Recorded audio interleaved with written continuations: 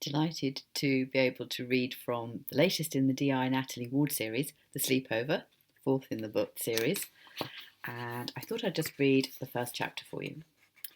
Saturday the 30th of June, late afternoon. Cathy Curtis fished the tea bag from her mug and tossed it into the sink where it splattered onto the already brown-stained chrome. She'd clear it away later, but for now she wanted nothing more than half an hour's peace and quiet. Charlie was in the bedroom he shared with his brother Seth, no doubt glued to some video game, controller hot and sticky in his hands. Roxy was still sulking in hers. She'd been there most of the day. Cathy felt a pang of guilt. She had not meant to be so hard on the girl, but it was important she got her message across. Roxy was stubborn and single-minded, but on this occasion Cathy had been forced to step in and dissuade her. She poured the milk into the mug, ensuring the tea was good and milky, and took it with her into the sitting room where she dropped onto the settee with a sigh. She kicked off her slippers and swung her legs up so she was almost lying down. Moments like this were rare. She was inevitably running around after one of her children, or her partner Paul, who at times was more of a kid than the boys. She smiled at the thought. Paul was fine just as he was. He brought out the best in her. The tea was sweet and perfect. Seth and Paul weren't due back until much later, so she'd probably watch some telly or catch up on a box set while they were out. Charlie wouldn't come out of his room until it was time to eat, so once Roxy went out, she'd have the evening to herself. She cupped the mug and let her thoughts drift again. Roxy was growing up. They all were.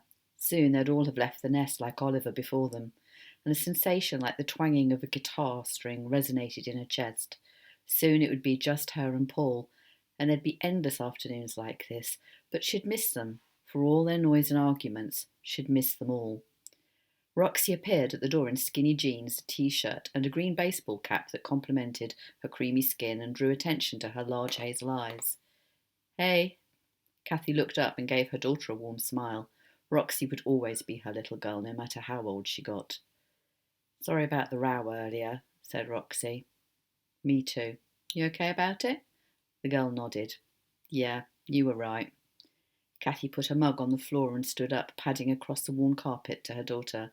"I know you didn't want to be told what to do." The girl stopped her with a shake of the head. "No, you were bang on. I was being pig-headed. I don't even think he likes me that much." Cathy wanted to contradict her and say of course he'd be interested in her. Who wouldn't like her feisty, gorgeous daughter who had guts and determination and knew her own mind?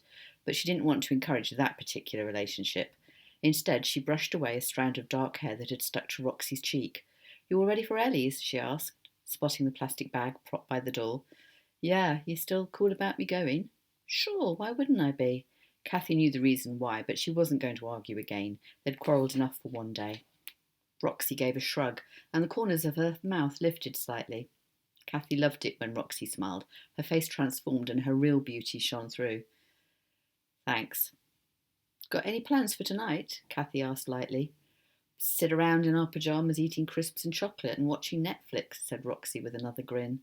"Sounds like my ideal night." "You want to come and join us?" Roxy asked jokingly. Cathy laughed. "I'll pass. Maybe next time." "You're on." "Okay, I'm off. See you, Mum. Have fun. Say hi to Ellie for me. Not seen her for a while." Cathy dropped a kiss on her daughter's forehead, and when Roxy didn't pull away, she felt much better.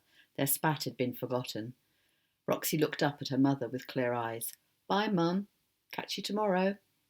She lifted the plastic bag, and Cathy accompanied her to the front door where she stood and watched as her daughter left for a sleepover with her best friend, who only lived in the flats behind their own.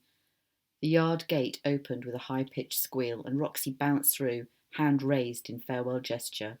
Cathy caught a final "See you" as the girl disappeared from sight, and she went back inside, glad they'd patched things up between them. She sat back down on the settee and lifted the remote control, ready to enjoy some time on her own. It was a thought she would live to regret.